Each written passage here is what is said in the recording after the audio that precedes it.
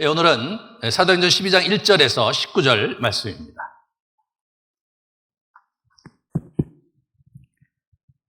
그때 헤로드 왕이 손을 들어 교회 중에서 몇 사람을 해하려 하여 요한의 형제 야고보를 칼로 죽이니 유대인들이 이 일을 기뻐하는 것을 보고 베드로도 잡으려 할세 때는 무교절 기간이라.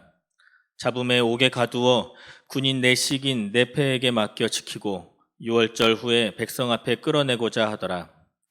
이에 베드로는 옥에 갇혔고 교회는 그를 위하여 간절히 하나님께 기도하더라.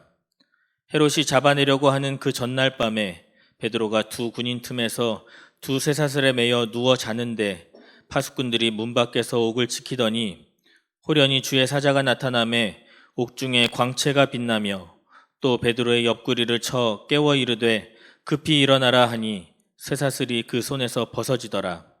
천사가 이르되 띠를 띠고 신을 신으라 하거늘 베드로가 그대로 하니 천사가 또 이르되 겉옷을 입고 따라오라 한대 베드로가 나와서 따라갈새 천사가 하는 것이 생시인 줄 알지 못하고 환상을 보는가 하니라. 이에 첫째와 둘째 파수를 지나 시내로 통한 쇠문에 이르니 문이 저절로 열리는지라. 나와서 한 거리를 지나매 천사가 곧 떠나더라. 이에 베드로가 정신이 들어 이르되 내가 이제야 참으로 주께서 그의 천사를 보내어 나를 헤롯의 손과 유대 백성의 모든 기대에서 벗어나게 하신 줄 알겠노라 하여 깨닫고 마가라 하는 요한의 어머니 마리아의 집에 가니 여러 사람이 거기에 모여 기도하고 있더라. 베드로가 대문을 두드린데 로데라 하는 여자아이가 영접하러 나왔다가 베드로의 음성인 줄 알고 기뻐하여 문을 미처 열지 못하고 달려들어가 말하되 베드로가 대문 밖에 섰더라 하니 그들이 말하되 내가 미쳤다 하나 여자아이는 힘써 말하되 참말이라 하니 그들이 말하되 그러면 그의 천사라 하더라. 베드로가 문 두드리기를 그치지 아니하니 그들이 문을 열어 베드로를 보고 놀라는지라. 베드로가 그들에게 손짓하여 조용하게 하고 주께서 자기를 이끌어 옥에서 나오게 하던 일을 말하고 또 야고보와 형제들에게 이 말을 전하라 하고 떠나 다른 곳으로 가니라. 나리샘의 군인들은 베드로가 어떻게 되었는지 알지 못하여 적지 않게 소동하니 헤롯이 그를 찾아도 보지 못하매 파수꾼들을 신문하고 죽이라 명하니라. 헤롯이 유대를 떠나 가이사랴로 내려가서 머무니라. 아멘. 주님, 우리 귀하게 예루살렘 교회가 커다란 변화와 전환을 이루는 장면을 같이 상고하면서 저희 아름드리 교회가 이제 어떻게 또 전환하고 나아가야 될지 비추어 보며 우리 자신은 또 어떻게 새로운 시대를 맞이해야 될지 결단하는 시간 되기 원합니다. 하나님께서 함께해 주옵소서. 예수님의 이름으로 기도합니다. 아멘. 때는 AD 44년경에 이 사건이 벌어졌습니다. 오늘 나오는 헤롯이라는 사람은 실제로 헤롯 아그리빠 1세라는 왕인데 이 사람이 44년에 오늘 본문 마지막에 보면 죽습니다. 예수님께서 십자가에 못 박혀 돌아가신 때를 학자들은 일반적으로 AD 30년경으로 봅니다. 그렇다면 예수님께서 돌아가시고 부활 승천하신 이후에 약 14년의 시간이 흐른 장면이 바로 오늘 이 장면입니다. 사실 저희가 2009년에 저희 교회를 시작을 해서 지금 14년을 넘어섰거든요. 아주 우리 예루살렘 교회가 14년 동안 겪었던 파란만장한 그런 이야기는 아닐지라도 우리 나름대로 고군분투하며 보냈던 시간들 속에서 저희가 여기까지 왔습니다. 예루살렘 교회가 그러한 14년 차를 앞두고 결정적인 변화를 겪게 되는데 저희 또한 우리 그 코로나를 이제 이렇게 끝마치면서 새로운 변화의 흐름에 이렇게 놓여 있습니다. 지난 여름에 여러 그 부서들 그 활동이 있었는데 부서들마다 풍성한 시간들을 보냈고 그리고 우리 주일학교 우리 특히 아까 봤던 그 영상도 보면 굉장히 풍성하게 학생들이 있고 또 교사들이 헌신한 것을 보고 또 어제도 많은 아이들을 데리고 온 부모들이 이 소박한 교회에서 즐거운 시간을 보냈습니다. 어떻게 보면 우리가 지난 14년간 경험해보지 못한 열정과 활력과 소망을 보게 됩니다. 오늘 제가 예배 참석하기 전에 우리 주일학교 초등부 교실에 가서 우리 이경주 목사님을 잠깐 뵈러 갈 일이 있어서 보러 갔는데 아이들의 눈빛이 살아있고 아주 활발하고 수련의 끝이라 더 그럴 수 있지만 그들의 눈빛과 활력에서 저희 교회의 미래를 보았습니다. 예루살렘 교회는 우리 같은 이런 희망찬 모습도 있었지만 사실 어두운 구석도 많았습니다. 지난 세월 동안에 사실은 스데반 집사가 순교를 했고 그리고 사도 바울이라는 사람이 나타나서 굉장히 많은 사람을 사실은 핍박으로 죽였고 다행히 그 사람이 다메섹 도상에서 예수를 믿고 이렇게 변화돼서 일단 잦아들긴 했지만 여전히 이 예루살렘 교회와 그리고 이 유대인의 유대교 지도자들과의 갈등은 첨예하게 계속해서 삐그덕대고 있었고 드디어 오늘을 맞이한 것입니다. 이 헤롯 아그리빠라는 사람이 그러한 유대교 지도자들과 새로 생긴 종교 기독교인들, 그리스도교인들 간의 갈등의 틈바구니 속에서 자신의 정치적 야망을 불사르고 있는 장면에서 우리가 이 사건의 초두를 잘 이렇게 긴장 가운데 보셔야 되겠습니다. 우리 그림을 잠깐 보면요.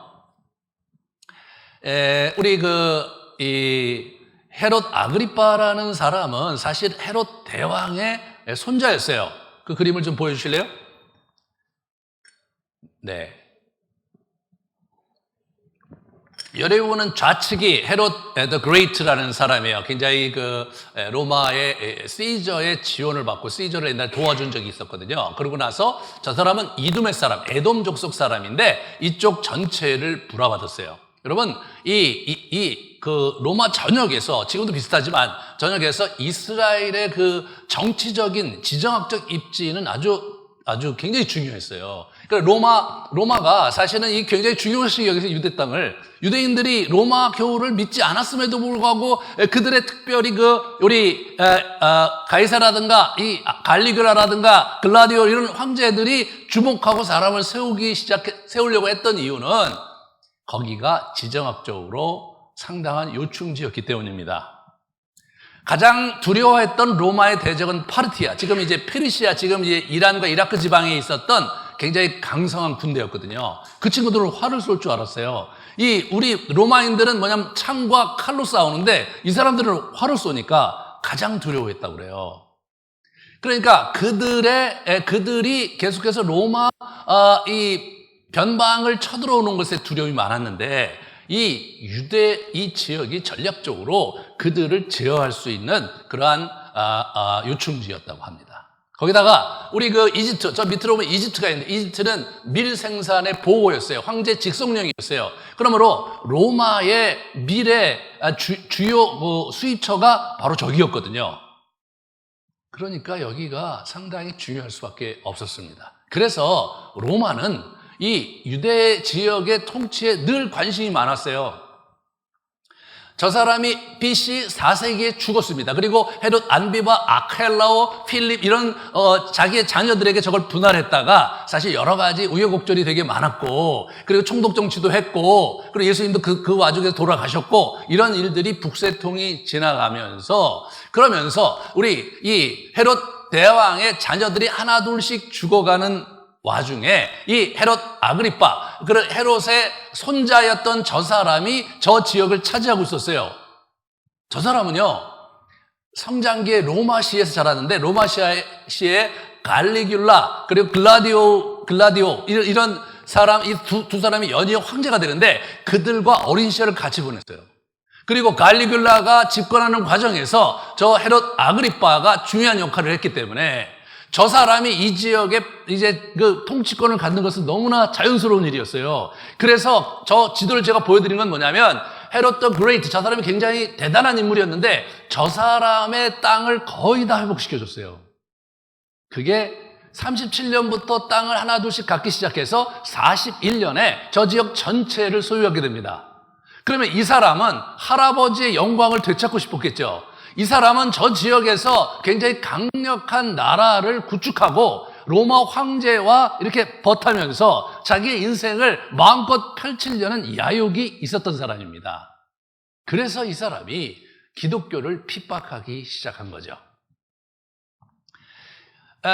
헤롯 더 그레이트, 그러니까 예수님이 어렸을 때 태어났을 때 베들레헴에 태어났다는 얘기를 듣고 예수를 찾을 수가 없으니까 2살 이하의 아이를 다 죽였던 아주 참혹한, 아주 잔혹한 왕이었던 그 헤롯 더 그레이트, 그 이 사람 헤롯 대왕이 사실은 그가 집권했는데 그 사람은 유대인이 아니었어요. 이 사람은 이두메, 에돔 사람이었어요. 그 에돔 사람인 그가 어떻게 저 지역을 다스릴까를 고민하다가 이 예루살렘에 있는 그 유대교 지도자들, 사내들인 이런 유대교 그 대제사장들, 서기관들, 바리새인들 이 계층과 결탁하기를 원했던 거예요. 그래서 그 사람이 한 게 뭐냐면 성전을 크게 지어줬습니다. 성전은 원래 우리 솔로몬이 지었어요. 아주 잘 지었는데 바벨론에 의해서 완전히 586년에 BC 586년에 완전히 망가졌죠.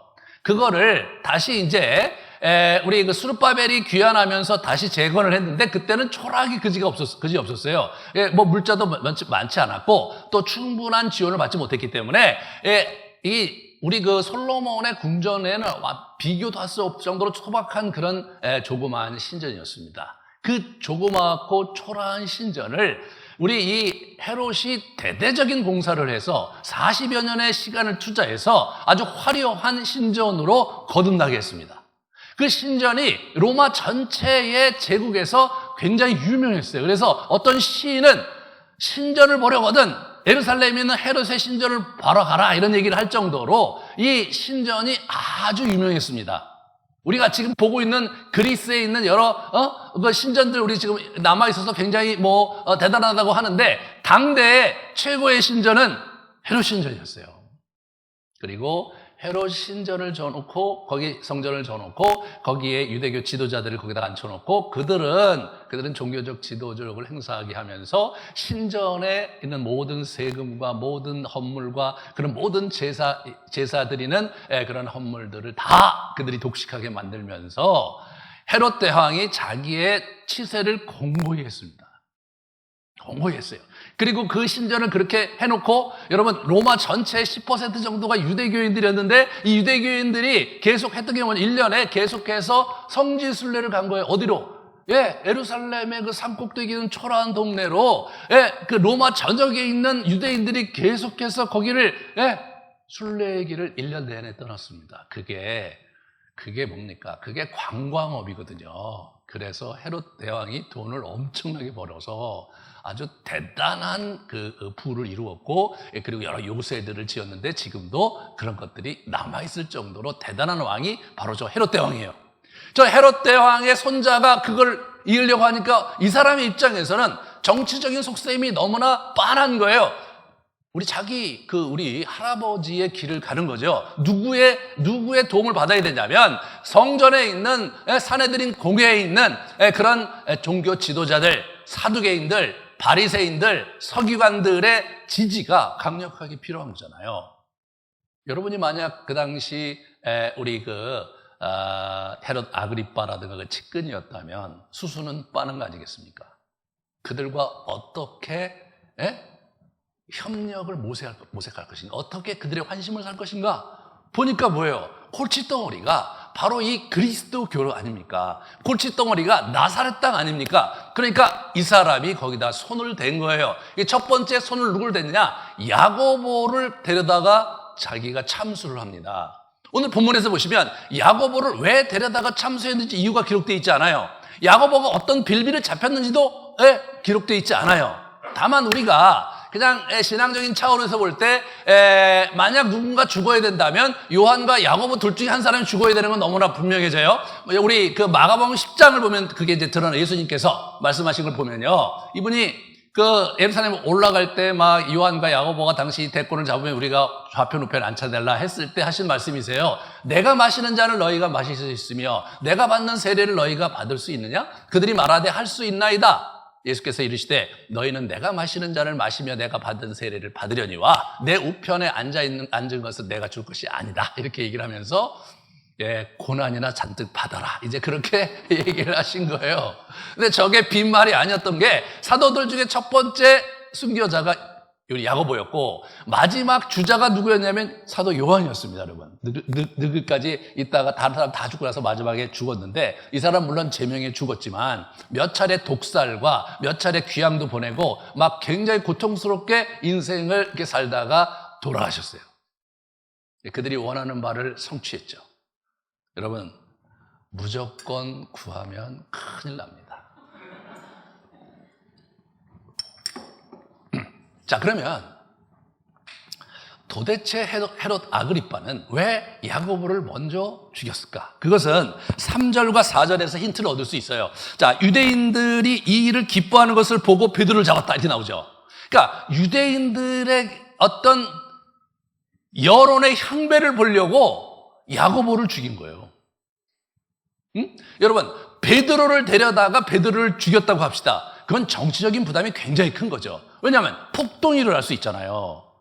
그래서 자칫하다가는 자기는 지금 현재 그 유대교인들과 좋은 관계를 맺고 그들의 환심을 살려고 했는데 폭동을 야기하는 그런 오명을 뒤집어 쓰면서 자기의 지지 기반을 잃어버릴 수 있는 거죠. 그러니까 이 사람이 조심스럽게 그렇게 했던 것 같아요. 그래서 우리 잡아놓고 한번 죽여보고 그런데 보니까 이야 이거 대박이다. 그러면 아예 본격적으로 수장을 잡아놓자. 그리고 그를 어떻게 해보자. 그래서 그를 죽이려고 했던 거죠. 하지만 이 사람의 의도는 데려다가 바로 죽이려고 하기보다는 이 6월절 절기가 끝난 다음에 백성들 앞에 내보이려고 했다. 그렇게 나오죠. 예? 4절에 보시면 옥에 가두어 군인 넷에 맡기고 6월절 후에 백성 앞에 끌어내려고 한 거예요. 왜 죽이려고 하심을 백성들의 지지를 얻기 위해서 유대교 지지자들에게 환심을 사기 위해서 정치적 행보를 하려고 했다는 것이 너무나 명백하죠. 이것이 우리 헤롯 아그리빠가 시도했던 이유고 그래서 야고보를 먼저 간보기를 한 다음에 그 다음에 베드로를 이제 옥에 가둔 겁니다. 사실 예루살렘 교회는 아주 초긴장이 될 수밖에 없는 거죠. 수다반 순교 이후에 막 사람도 흩어졌고요. 그랬다가 사울이 나타났다 고생했는데 다시 그 문제가 해결이 됐는데 베드로가 잡혀간 거예요. 베드로가.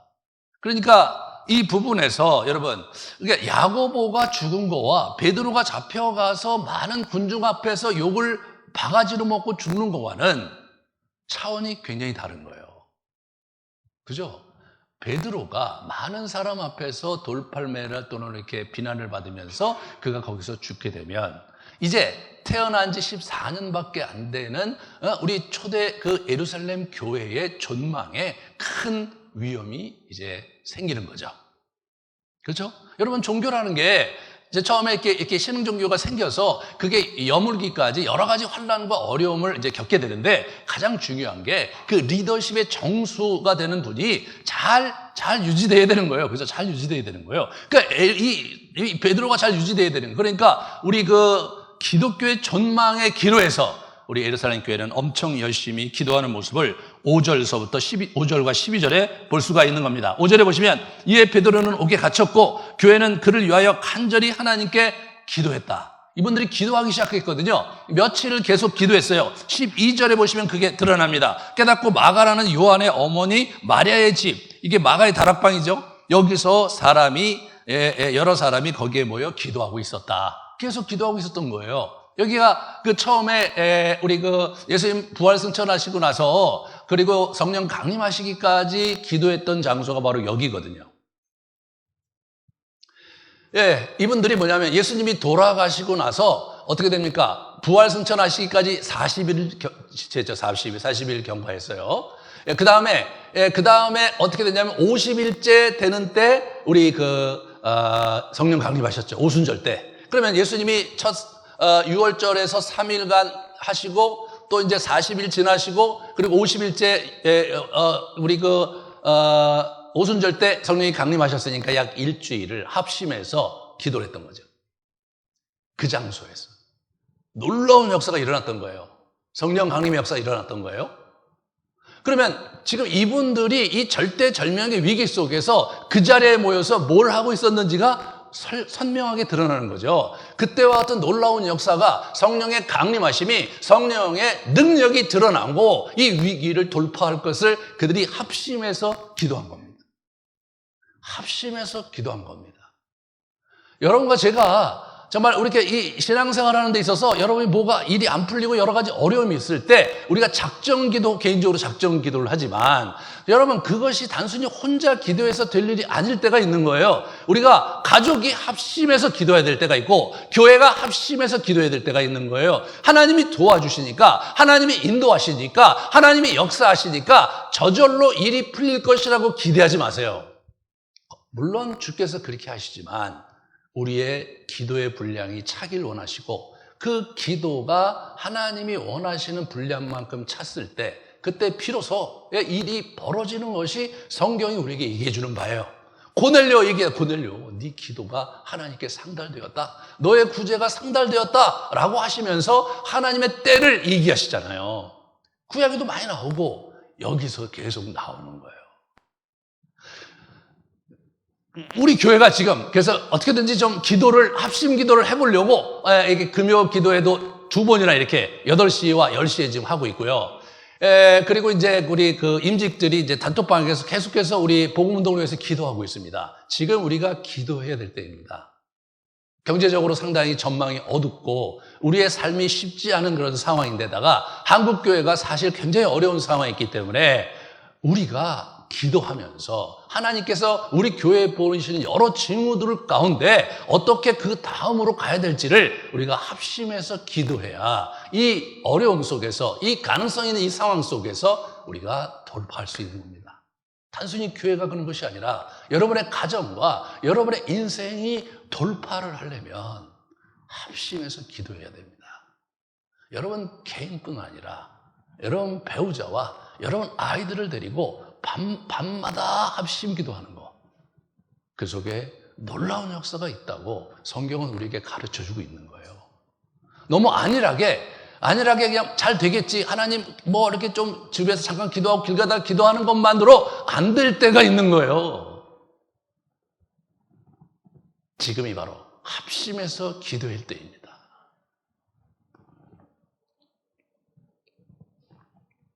오늘 이제 이 드라마틱한 이 탈출 사건, 이 탈옥 사건에서 우리 베드로의 모습에 우리가 귀를 주목해 볼 필요가 있는데 이분이 참 뭡니까? 의연합니다.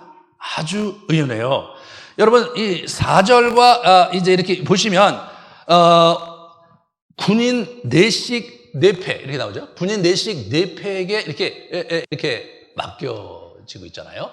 예. 그리고 베드로가 두 군인 틈에서 두 쇠사슬에 매어서 누워 자고 있어요.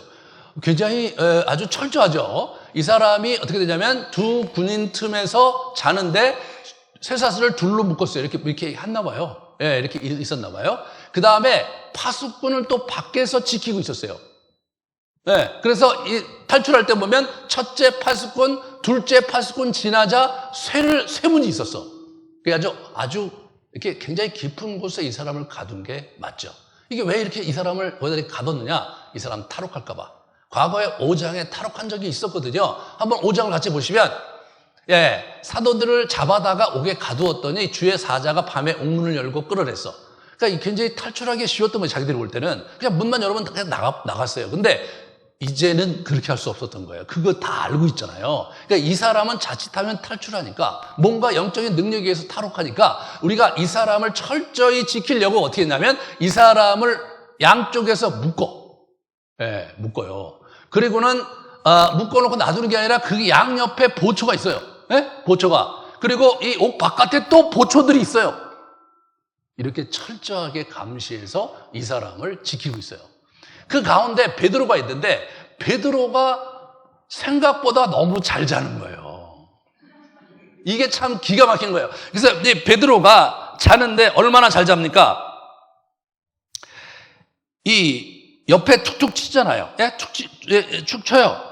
그래서 자는데 이 사람이 호련히 7절에 보세요. 호련히 나타나 옥중의 광채가 빛나며 베드로의 옆구리를 쳤다. 베드로의 옆구리를 쳤어요. 여러분, 여러분이 이제 묶여서 자고 있어요. 이렇게 자고 있어요. 이게 잠이 잘 올까요? 자주 그렇게 자고 있어. 양 옆에 우리 누가 있냐면 우리 보초가 있어요. 이 사람을 깨워야 돼. 그러면 뭐 처음부터 이렇게 잘 깨우려고 하지 않았을까요? 이렇게 하지 않았을까요? 근데 이게 안 일어나. 여러분, 옆구리를 친다는 건 뭐예요? 여러분, 자는데 옆구리 맞아본 경험 있으세요? 네. 그건 뭐냐면 너무 안 일어나니까 좁힌 거예요. 네. 그래서 옆구리가 얼마나, 여러분 자다가 옆구리 맞잖아요. 굉장히 아플 거 아니에요. 여러분 상상을 해보세요. 얼마나 이게 뭐 다리를 툭 친다든가 머리를 툭툭 친다든가 그렇게 하는 게 아니라 옆구리를 뻑 찼어요. 그만큼 뭐예요? 아주 깊게 잠들었어요. 이 사람이 그렇게 깊게 잠들 수 있는 유형의 사람이 아니에요. 네, 이 사람은 늘 번잡스럽고, 여러분, 이 사람이 풍랑 만났을 때, 배에 있을 때 예수님이 거기서 자고 계시니까 뭐 한마디 했잖아요. 우리 이렇게 다 죽게 됐는데 어디 자고 곧 주무시고 계시냐고. 예? 지금이 잘 때냐고 그렇게 얘기했잖아요. 바로 지금이 네가 잘 때냐? 천사가 보면, 아니, 얘가 정신없이잖아요, 지금. 이렇게 생각할 만한 그때란 말이에요. 이분이, 여러분, 애니어그램적으로 볼 때 이 사람이 6번 머리형인데 그 사람이 그렇게 잘 수 있는 거냐 말이에요. 머리형이 아니라 그래도. 여러분과 제가 거기 잡혀갖고 이제, 야고보 죽었고, 그 다음에 내 차라고 말이에요. 사람들이 나를 이렇게 붙들고 있고, 얼마나 불편합니까? 그 잠이 제대로 오겠습니까? 근데 이 사람이 거기서 쿨쿨 자는 거예요. 야, 이분이 뭐예요? 반석이 된 것 같아요. 반석이. 흔들리질 않는 거예요. 더 이상 환경이 자기의 마음을 좌지우지하지 않는 거예요. 그럼 평안하게 죽으면 죽으리라. 어차피 자기는 죽을 걸 알고 있었잖아요. 요한복음 21장에 마지막에 네가 죽을 거다고 얘기했기 때문에 뭐 이제 죽을 때가 됐나 보다. 야고보 죽고 이제 내가 죽어야지. 이런 생각을 했는지 죽을 때 죽더라도 잠은 자야 될 거 아니에요. 주무셨는지 우리는 알 수가 없어요. 하지만 이분이 믿음의 사람으로서 환경에 흔들리지 않고 잘 때 자두는 여유를 갖고 있었다는 사실은 이분이 얼마나 내면의 평안을 유지하고 얼마나 신앙적으로 안정된 사람이 되었는가를 엿볼 수가 있는 거죠. 이것이 저와 여러분이 주목해야 될 거예요. 근데 재밌는 것은 뭐냐면 그러한 믿음의 사람이 됐고 완전히 안정적으로 그렇게 돼 있지만 여전히 이방인 선교는 잘 안 돼. 이런 게 재밌는 거죠. 그죠? 저렇게 신앙생활 많이 하시고 저렇게 막 성경도 많이 보시고 저렇게 막 일도 많이 했는데 왜 저게 안 될까? 그런 경험을 하신 분이 있을 거예요. 그죠? 근데 여러분, 남 얘기할 거 없어요. 나 자신도 여러분 스스로도 보면, 나는 그렇게 신앙생활 나름대로 어렸을 때부터 했는데 왜 이게 안 될까? 왜 저걸 내가 넉넉하게 받아주지 못할까? 네? 그런 것들이 이제 이렇게 우리 안에 스물스물 올라오잖아요. 네. 그런 부분에서 오늘 이 장면이 주는 아주 그 의미가 상당히 의미심장하게 이제 다가오는 겁니다. 그래서 이분을 이제 탈출을 시키죠. 네? 탈출을 시켜요. 네, 그래서 드디어 탈출을 합니다. 보면은 베드로가 거기서 어떻게 됩니까? 상황 판단을 너무 잘하는 거예요. 이렇게 몽롱했어요. 이 사람이 몽롱해요. 그러니까 우리 선사가 옷 입어. 신발 신고. 가는데 보니까 또 오는데 보니까 겉옷을 안 입었어. 이 겉옷 입어야 되잖아. 그래서 데려간 거예요. 예, 가는데 막 분위기가 이상하고 앞에 가면 보초 하나 있고, 이렇게 가고. 그러면 또 가면 두 번째 보초 있고, 쭉 갔는데 저쪽에 철문이 있어. 문이 척 열려. 그걸 쭉 나가요. 나갔더니 또 이 양반 없어졌어. 그러면 일반적으로 베드로의 성품상 그때 굉장히 힘들고 막 호들갑 떨고 그랬어야 될 것 같은데, 도망가야 되는구나. 그래갖고 이제 가갖고 자기 우리 마가의 다락방에 가갖고 이제 얘기를 하잖아요. 자기를 소개하면서 로데라는 여자애가 나타나잖아요. 이 굉장히 유명한 여자애죠. 예? 이 이름이 여기 기록된 게 얼마나 영광이에요, 그죠? 하지만 띨띨해갖고 이제 욕을 먹었던 그런 사람인데 먼 훗날 훌륭한 그리스도인이 되지 않을까 저는 그렇게 생각을 해요. 이 로데가 막 너무나 놀래서 어떻게 돼요? 빨리 문을 열어줘야 되잖아. 열어주지 않고, 오셨네! 막 가서 베드로 왔다고 막 그러니까, 이게 미쳤구나. 베드로가 왜 여기 오냐? 아니, 저기 있다고 하니까요. 야, 그 천사지 베드로냐? 근데 소리가 나니까 막 와갖고 보니까 베드로잖아요. 너무나 놀래갖고 막 소리를 지르려고 그러니까 어떻게 돼요? 조용히 하라고 그래요, 조용히. 들어가서 자초지종을 다 얘기하고, 그리고 야고보 여기서 얘기하는 예수님의 형제 야고보가 다른 형제들, 자기 사도들이겠죠? 그들한테 내 소식을 전해라. 나는 떠나겠다고 쑥 떠나세요. 아마 베드로가 잡혔기 때문에 사도들 어디 도피했던 것 같아요. 그 장면에서 베드로가 너무나 평안하고 너무나 지혜롭고 분별력 있게 이걸 쑥 빠져나가는 거예요. 아주 훌륭한 그리스도인 됐습니다. 평정심을 유지하고 분별력을 유지하고 자기가 해야 될 역할을 분명히 한 다음에 호련히 자기 길을 가는 이 베드로의 뒷모습이 사실 뭔가 배운 듯한, 뭔가 득도한 듯한 모습을 보게 되는 겁니다.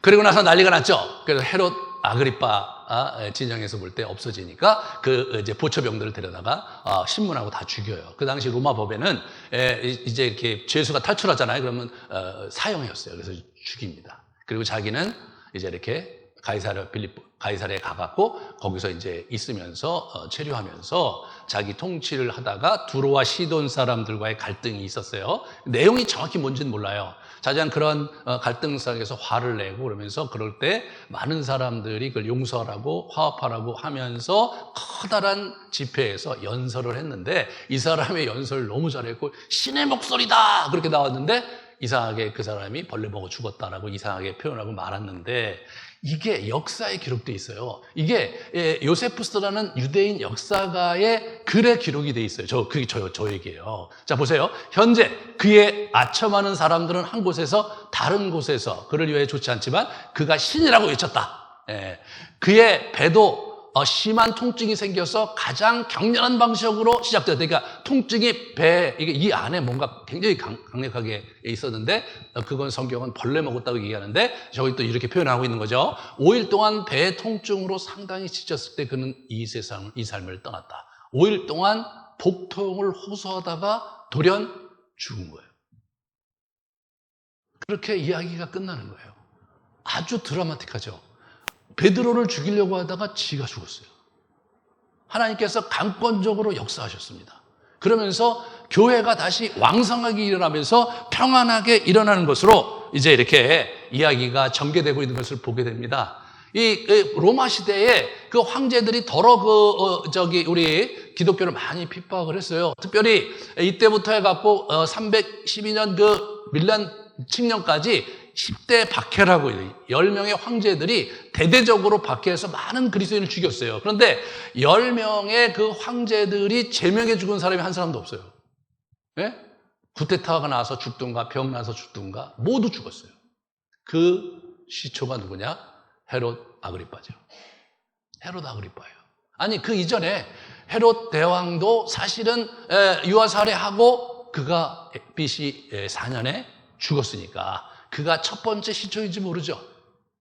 우리는 정확하게 기독교를 핍박한 그런 정치적 지도자가 결국은 그런 응징을 받는다는 얘기를 공식화할 수 없을지 모르지만 그것이 상당히 개연성 있게 역사에서 펼쳐왔다는 사실을 저희가 이제 보게 되는 겁니다. 자, 이제 예루살렘 교회로 돌아가겠습니다. 예루살렘 교회는 큰 변화를 맞이하게 된 거죠. 네? 우리가 이제 그 11장, 요 이야기고 전에 11장 24절에 20절에 21절 보면 거기에 이 수리아의 안디옥에 복음이 전해집니다. 헬라인에게 복음이 전해져요. 누구에 의해서? 예루살렘에 있는 유대교 그리스도인들이 아니라 구브로와 저쪽에 다른 지역에 있는 그런 지역에 있는 그런 사람들이 거기 가서 헬라인에게도 복음을 전하기 시작한 거예요. 헬라인에게도. 그러면서 교회가 섰어요. 그런데 이제 거기에 누구를 보내느냐? 바나바를 보내요. 예루살렘 교회에서 그 얘기를 듣고 바나바를 보내. 바나바 훌륭하니까 좋다 이렇게 생각할 수 있을지 모르지만 이 예루살렘 교회를 이렇게 보면요. 맨 꼭대기에 누가 있냐면 사도들이 있어요. 그리고 예수님의 형제 야고보가 있어요. 그 다음 레벨에 누가 있습니까? 그 다음 레벨에 7 집사가 있는 거예요. 지난번에 우리 6장에서 어떤 7 집사가 있어요. 그리고 70인의 제자들이 있었는지 모르겠어요. 하지만 그 사람들은 사도행전에 나오진 않아요. 그리고 그 밑에 아무도 없어요. 아무도 없는데 다만 바나바가 명망이 있었고 사도들의 인정을 받았다. 왜? 그의 전 재산을 하나님께 헌신하면서 덕망이 있었기 때문에. 그것밖에 없어요. 그 사람은 예루살렘 교회에서는 뭐냐면 유력 인사가 아니에요. 그 사람을 글로 보낸 거예요. 여러분 11장 18절에 지난번에 우리 박 목사님 설교했을 때 예루살렘 교회 전체가 이제는 이방인들에게도 복음이 열렸구나라고 우리 베드로의 보고를 받고 그들이 하나님께 영광을 돌렸다는 얘기가 있었는데 실제로 이방인에게 복음을 전한 당사자들이 자기도 아닐 뿐만 아니라 거기에 큰 교회가 이제 사람들이 있으니까 사람을 보내달라고 했을 때 자기들 중에 12사도 중에 한 사람은 가야 되는 거 아닙니까? 아니면 뭐 집사 중에 한 사람이 가면 안 돼요? 실제로 빌립은 복음 전도하러 어디로 갔냐면 사마리아 지역에 복음 전도하러 갔고요. 그랬는데 그럼 그 사람들 중에서 거기 보내야 되잖아요. 아무도 안 간 거예요.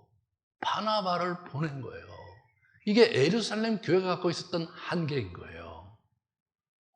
그들은 사실 이방인들에게 복음을 전하는 일에 늘 저항감이 있었어요. 정말 유대인들에게 복음을 전하는 일은 열정이 있었지만 안 믿는 사람들 중에 이 이방인들 이런 사람들과 짝하여 같이 뭔가 대화하고 교제하고 복음을 전하는 일은 꺼려했어요.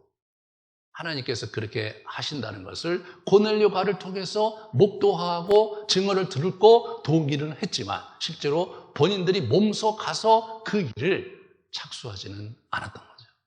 이게 예루살렘 교인들이 갖고 있었던 한계입니다. 이게 여러분과 제가 갖고 있는 한계의 또 다른 모습인 거예요. 우리가 지적으로 동의하고 우리가 그래야 된다는 거 이렇게 다들 이렇게 동의하고 또 뭐 후원도 하고 뭐 여러 가지로 뭐 기도도 하고 하는데 실제로 내가 가서 몸담는 일은 또 다른 별개의 문제라고 생각하는, 그러면서 계속해서 관망하면서 지켜보는 우리의 모습들이 있다면 그것이 바로 예루살렘 교회와 다를 바가 아무것도 없는 거죠.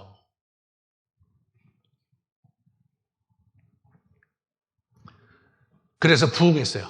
부흥하니까 이 바나바가 어떻게 됩니까? 바나바가 예루살렘에서 파송이 됐어요. 근데 파송이 돼서 부흥을 했어. 부흥을 하면 우리 사역자가 필요해. 그럼 사역자를 어디다 요청해야 되느냐? 예루살렘 교회에 요청을 해야죠. 근데 이 사람은 예루살렘 교회에 사람을 안 보냈어요. 응? 다소에서 다섯 곳이 귀향처럼 가서 시간을 보내고 있었던 우리 바울을 데리러 간 거예요. 바울은 앞서 복음을 듣고 이제 예루살렘에 와서 그냥 성전에서 복음을 전하다가 우리 극렬한 유대 교인들에게 그 사람을 죽이려는 그런 분위기가 있자 이 사람을 내쫓아갖고 그냥 다소로 보냈단 말이에요. 다소곳이 있으라고 고향에 가서. 그래서 다소곳이 거기 있는 사람을 데리러 간 거예요. 그 사람을 데리고 와서 이제 우리 사역을 했던 이 기록이 이렇게 있죠. 자, 11장 25절 26절을 보시면 바나바가 사울을 찾으려 다소에 가서 만남에 이 안디옥에 데리고 와서 둘이 교회에 1년간 모여있어 큰 무리를 가르쳤고 제자들이 안디옥에서 비로소 그리스도인이라는 일컬음을 받았다. 제자들이 비로소 그리스도인이 된 거예요. 여러분, 그리스도인 따로 있고 제자 따로 있는 게 아니에요. 그거는 이제 신앙훈련의 프로그램상 제자훈련이라는 걸 만들었기 때문에 그렇게 타이틀이 그렇게 나온 것이지, 뭐 그리스도인 따로 있고 그 다음에 제자 따로 있고 이런 개념 자체는 성경에 있는 개념은 아닙니다.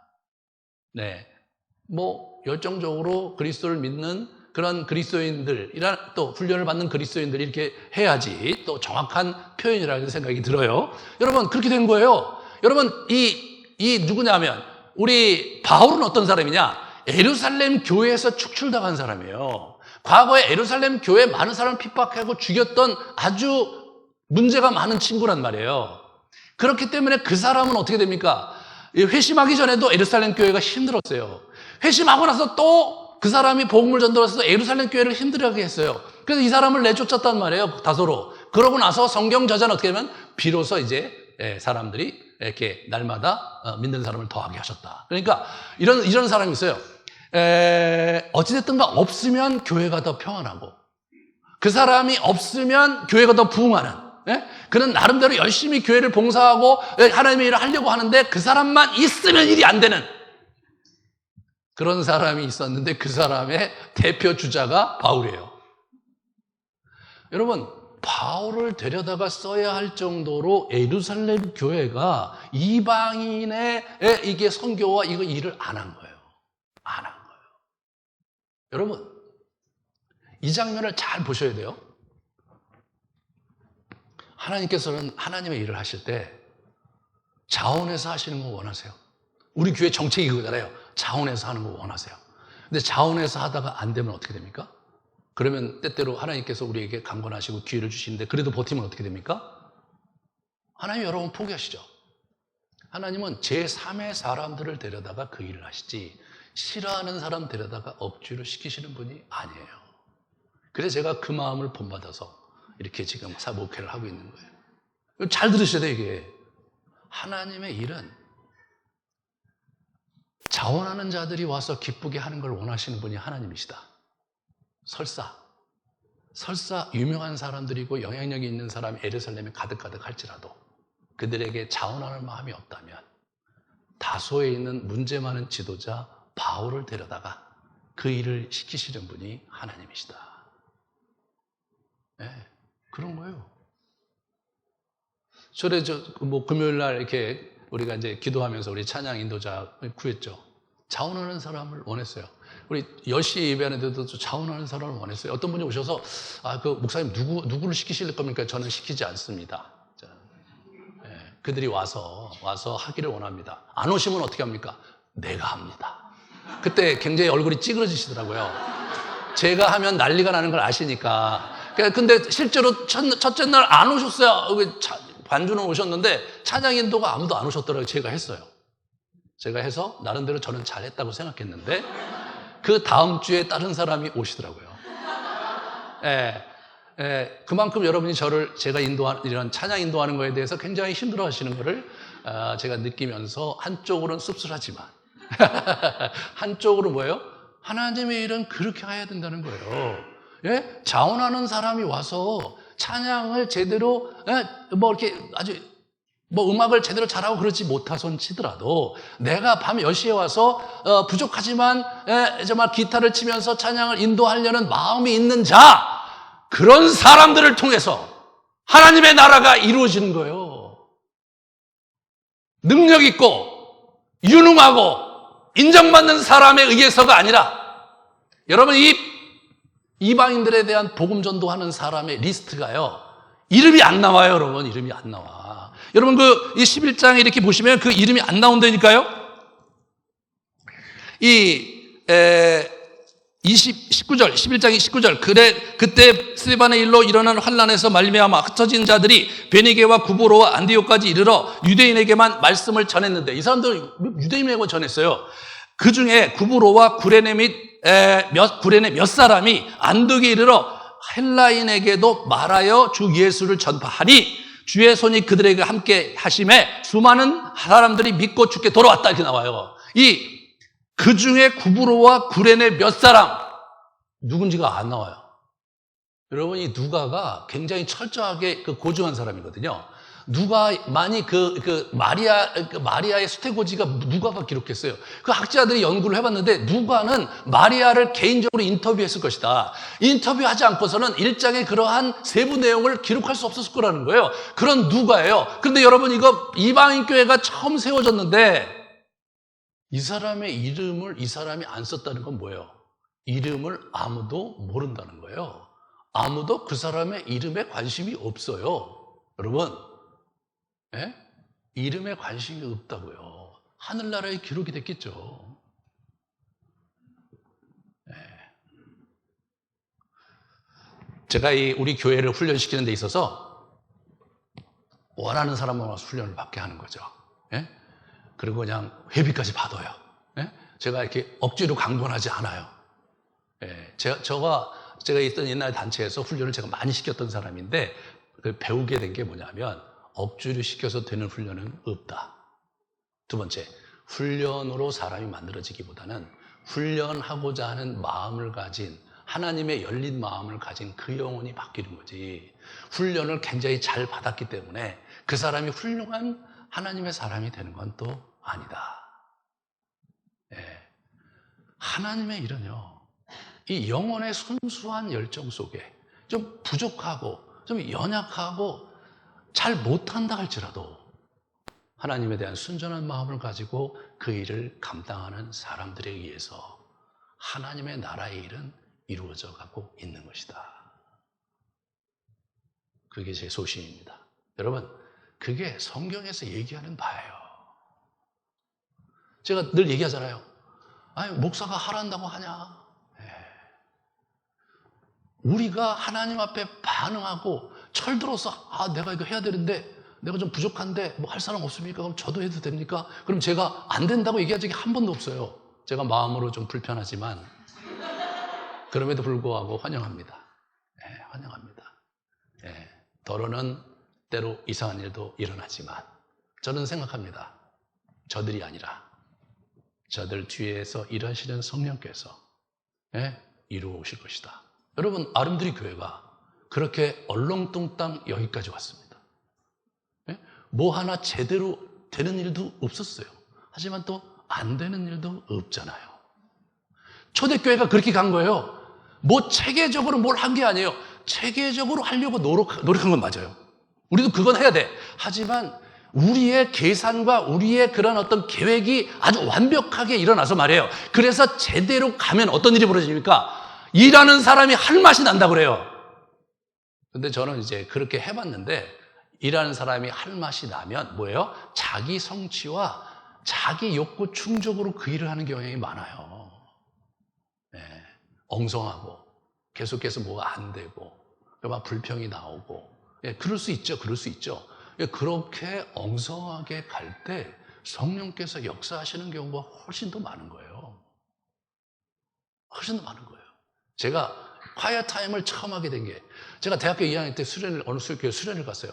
그 전에 콰이어 타임을 몰랐어요. 근데 그 교회 청년부 목사님께 이 전도사님께서 그냥 국민학교를 빌려서 하는데 너무나 더운데 그때 에어컨이 없었으니까 그분이 이제 오전에 강의를 하시는데 둘째 날 이분이 뭐 하시냐면 콰이어 타임 강의를 하시는 거예요. 저는 그때 콰이어 타임 말을 처음 들었어요. 그러니까 앉아있는데 콰이어 타임 강의를 하시고 경건의 시간 그런 건가? 강의를 하시는데 너무 재미가 없는 거예요. 야, 진짜 저렇게 강의를 못하냐? 이렇게 생각하고 있는데 다 주무시더라고요. 여기 다 이렇게 20여 명이 다 고개를 이렇게 자고 있어요. 제가 뒤에서 너무 기가 막힌 거예요. 저는 처음 그 교회 갔는데 아니 이 교회 청년 담당인데 이분이 강의를 하시는데 모두 깡그리 자더라고요. 근데 그들 욕할 수가 없어. 나도 자고 싶으니까. 제가 너무 강의를 못 하시는 거예요. 너무 강의를 못 하시는 거예요. 제가 이틀 강의를 듣고 나서 제 결론이 뭔지 아세요? 첫 번째, 저렇게 강의하면 안 된다. 두 번째, 저분은 목사하면 안 된다. 세 번째가 재밌어요. 그러나 나는 이거 죽을 때까지 하겠다. 그때 이상하게 내가 이거 진짜 해야 된다. 내가 죽는 날까지 이거 한다. 지금까지 제가 이거 하고 있는 거예요. 그분의 그 강의, 허술한 강의를 듣고 제가 그 죽는 날까지 제가 한 거예요. 그래서 제가 막 시내가에 심은 나무라는 그런 경건 잡지도 제가 만들고 그랬단 말이에요. 그게 뭐예요? 그분 메시지 듣고 졸면서 깨달은 거예요. 제가 그래서 우리 교회 와서 주무시는 분 제 욕 안 합니다. 제가 몇 년 전에 얘기했는데 그건 다 목회자 책입니다. 첫 번째. 두 번째, 우리의 영은 주무시면서도 듣는다. 특별히 제가 영성여행 갈 때 많이 졸아요. 심지어는 설교하는 저도 좋으니까 이렇게 졸아요. 저는 그래도 해요. 왜? 성령께서 역사하신다면 자는 중에도 듣는다니까요. 뭘 들었는지 모르는데 은혜가 될 때가 있다니까요. 그죠? 그런 거예요.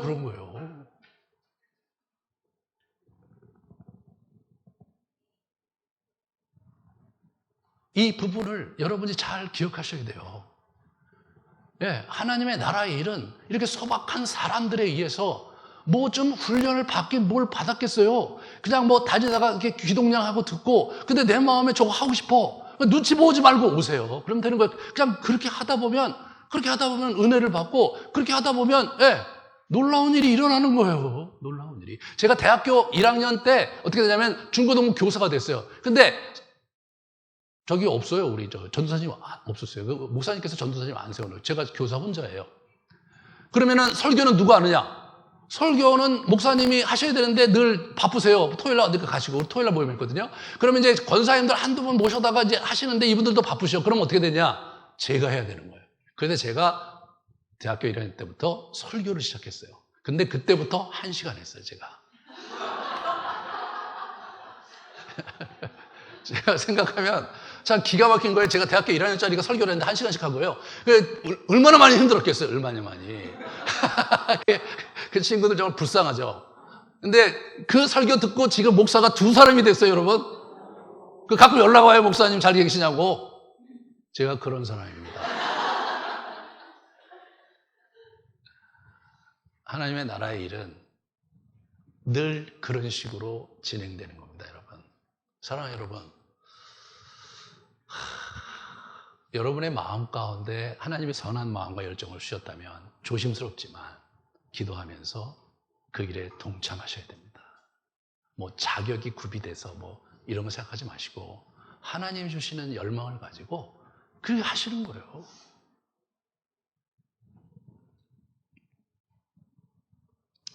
우리는 여기서 한 가지 주목해 봐야 될 것은 뭐냐면 이 천사가 막 다그치거든요. 천사를 가만히 묵상하면 너무 재밌는 게 뭐냐면 우리 천사는 마음이 좋고 격려하고 부드럽고 그런 분으로 우리가 일반적으로 이미지로 그렇게 돼 있잖아요. 오늘 만난 천사는 좀 달라요. 그러면 우리가 생각하는 기대하는 천사는 어떤 천사예요? 이보게 정신 차려. 손을 붙잡아주고 옷 입고 옷도 입혀주고 그죠? 그렇게 하고 가자. 저기 사람들 조심해. 이렇게 친절하게 나와야 되지 않나요? 친절이라는 일도 없어. 그냥 가는 거예요. 겉옷 이거 가다가 여기 이제 파수꾼 있으면 쑥 지나가. 여기서 이렇게 지나가요. 여기 지나가. 우리 저 첫 번째 그 그림 좀 보여주세요. 그 그림, 참 그림 잘 그렸어요. 한번 보여주세요, 제발. 첫 번째 그 그림, 저 그림 보세요. 저걸 보고 이렇게 가는 거잖아요. 저 약간 좀 멍청하게 좀 가잖아요. 그죠? 여기 좀 주무시고 계시고 저기 가는 거예요. 저쪽에 천사가 데려가는 거예요. 그러고 나서 이제 철문이 쫙 열렸어. 그럼 나왔잖아요. 그럼 여러분 천사가 어떻게 해야 돼? 천사가 이보게 고생했네. 주께서 평안히 이제 예루살렘을 떠나라고 하시네. 뭐 이런 얘기 하셔야 되잖아요. 와갖고 이게 뭐야 했는데 없어졌어. 불친절하게 이를 데가 없어요. 이런 천사는 하나님께 야단 맞아야 되지 않나요? 근데 재밌는 건 뭐냐면 그 사람 그렇게 하고 베드로는 또 뜬금없이 도망가야 되는구나. 그걸 또 그때 알았어. 어떻게 알았는지 잘 모르는 거예요. 뭐 하나 제대로 된 게 없어요. 저는 이런 생각이 들더라고요. 그 천사의 마음이 하나님의 마음이 아닐까. 하나님께 지시받을 때 그죠? 툴툴거리고 지시를 받지. 쟤 데려나와. 가서 데리고 나온 거예요, 얘가. 변변치 못하니까, 그죠? 변변치 못, 거기 기도하고 좀 그래야 되는데 그것도 안 하고 그냥 거기 자고 있으니까 데리고 나온 거예요. 여러분, 베드로가 지금 상태가 아주 안 좋습니다. 그러면 이 장면을 우리가 어떻게 해석해야 되느냐가 되게 중요하잖아요. 이 장면을 해석할 수 있는 단초를 누가가 우리에게 줬어요. 그러니까 11장 30절과 12장 23, 24절, 25절 거기 보면 있거든요. 양발 구조로 되어 있어요. 이렇게 되어 있어요. 천하에 큰 홍련이 들리라 이렇게 했는데 그 힘대로 유대에 사는 형제들에게 부조를 보내기로 작정하고 이를 실행하여 바나바와 사울의 손으로 장로들에게 보내니 이렇게 나오죠.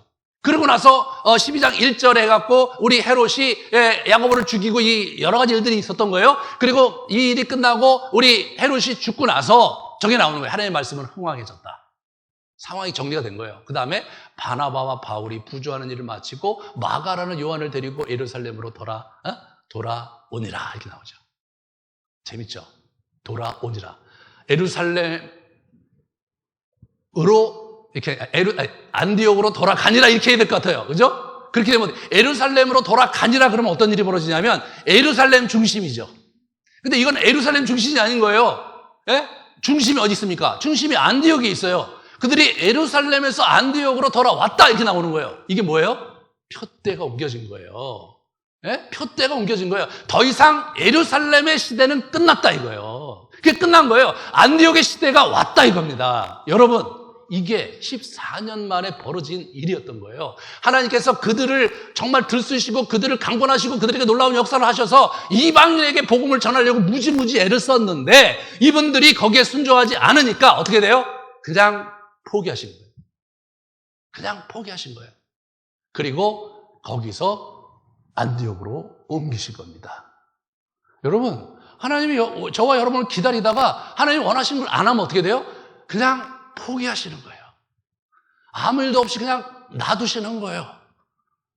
예? 제가 이 사역을 하다가 막 악한 영의 공격을 많이 받아요. 막 여기도 아프고 막 여러 가지 일들이 많이 있을 때마다 막 화가 나고 짜증이 나고 막 기도하다가 하나님 이런 애들 좀 날 좀 어떻게 해주세요라는 기도를 하다가 제가 마음을 고쳐먹어요. 그래도 악한 영이 보기에 내가 거슬리는구나. 내가 아직까지 유용하구나. 하나님 나라에서 유용하게 쓰니까 저 녀석들이 날 때 그러지. 예, 실제로 아무 일도 안 일어나면 어떻게 돼요? 내가 평안하면 어떻게 돼요? 목사가 평안하다는 건 뭐예요? 목사가 별로 그렇게 효용가치가 없으니까 사단들도 뒷짐을 주고 잘 지내시오. 평안하게 지내시오. 그러는 거 아니냐는 거예요. 여러분도 마찬가지예요. 우리는 지금 하나님의 나라 일을 감당하면서 하나님의 일을 감당해야 될 투사가 되어야 되는 거예요. 우리가 싸워야 할 싸움이 우리에게 있는 거예요. 여러분이 주저앉아 있으시면 안 됩니다. 지금 이게 뭐냐면 완전히 촛대가 옮겼다는 사실을 보여주는 거예요. 지금 여기는 뭐예요? 이 예루살렘 교회는 그냥 그렇고 그렇게 놔두시는 거예요. 그리고 안디옥 교회를 통해서 새롭게 일을 이루시는 거란 말이에요. 근데 누구를 빼는 거냐면 베드로를 빼내는 거예요. 베드로는 수장이잖아요. 이 친구는 기독교의 정신이잖아요. 이 친구를 빼내야 되는데 여러분 여기에 하나님의 은혜가 있는 거예요. 이 친구는 지금 동의를 했어. 그런데 빼내야 되는데 명분 있게 빼내야 되잖아요. 누가 봐도 떠날 수 있도록 빼내야 베드로가 면이 서는 거죠. 면이 서는 거예요. 그래서 어쩔 수 없이 떠나갈 수밖에 없다는 사실을 우리 형제들한테 얘기하고 이 사람이 호련히 떠났어. 그럼 사람들이 이 사람이 무서워서 도망갔다든가 이 사람이 가지 말았어야 돼 이런 얘기들이 싹 사라지는 거죠. 대신 안디옥 교회에 가갖고 야단을 혹독하게 받습니다. 우리 이 안디옥 교회에 가서 누구한테 이제 한마디 듣냐면 우리 바울에게 한마디 듣거든요. 한번 볼까요? 게바가 이방인과 함께 먹다가 그들이 오매 그가 할례자를 두려워하여 떠나 물러가매 남은 유대인들도 그와 같이 외식함으로 바나바도 그들의 외식에 유혹되었다 이거예요. 이 사람이 지금 이 안디옥에 가서 이 사건 이후에 있었던 것 같아요. 안디옥에 가서 이제 거기 있는 이제 우리 그 이방인들에게 이렇게 교제를 하고 있어요. 너무 감사하죠. 하나님이 원하시는 거니까 하는데 예루살렘에서 보수적인 유대인들 그리스도인들이 와갖고 있으니까 싹 또 안 먹는 척하고 외식을 하잖아요.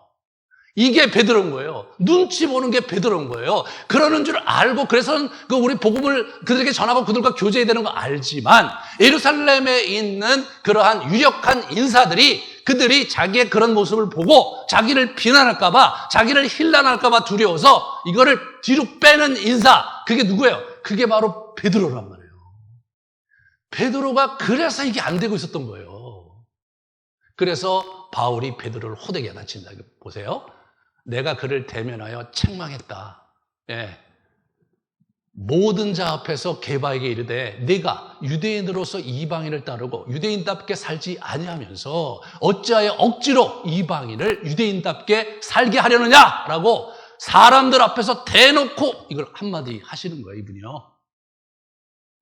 베드로가 들어야 될 메시지를 여러분 예루살렘이 아니라 안디옥에 가서 안디옥에는 예루살렘의 유력 인사가 없어요. 거기 가서 호되게 야단맞게 하시는 하나님의 배려를 색다른 각도에서 우리가 볼 수 있게 되는 거죠.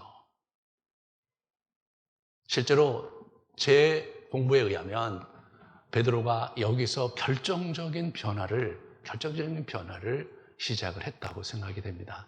15장에 가면 그 얘기가 나오는데 다음 시간에 그 얘기를 할 겁니다. 여러분에게 우리 같이 나누고 싶은 건 뭐냐면 우리가 베드로처럼 어느 선상에 머물러서 머뭇거리면서 지체하면서 우리의 인생을 마구마구 뭉개고 있는 것은 아닌지 여러분이 아름드리의 교회 왔어요. 그래서 정말 여러 가지 여러분이 맛보지 못했던 그런 것들을 맛보고 이렇게 이제 교회가 움직여지는데 뭐 하나 제대로 된 거 없는 것을 보는 거 막 이렇게 하면서 그렇지만 또 나가긴 그렇고 그러면서 여러분 여기 있는 거예요 지금. 여러분 저는 이렇게 생각해요. 우리 교회가 이렇게 여기까지 오게 하셨는데 하나님께서 기회를 주시고 뭔가 우리 교회를 통해서 일하실 것이 있기 때문에 이 교회를 세우셨고 그 증거들 중에 하나가 아이들이 저렇게 막 오는 거예요. 이게. 여러분 그게 무슨 의미가 있는 거예요 도대체? 여러분 그게 무슨 의미가 있는 거냐고요. 여러분은 왜 이 교회에 부름받았다고 생각하세요? 여러분은 왜 이 교회에 아이들 저기다 집어넣고 여기 와서 예배를 드리고 있습니까? 그래서 여러분의 할 일이 끝났습니까? 진지하게 생각해 보셔야 됩니다. 저희가 복음운동으로 돌아서려고 해요. 그게 주님께서 우리에게 주신 명령이고 교회가 마땅히 감당해야 될 그런 명령입니다. 이것을 방향을 틀기 위해서 제가 작년부터 여러 가지로 얘기하고 기도도 하고 지금 조금씩 가고 있어요. 그래서 일부는 만약에 들어오셨어요. 그러나 더 많은 사람들은 목사님이 잘하시겠지라고 생각하시는 분들이 있는 것 같아요. 여러분도 어떤 모양으로든지 동참하면서 주의 나라의 일을 감당하시는 복된 여러분 되시기를 주님의 이름으로 축원합니다. 우리 같이 기도하시겠습니다.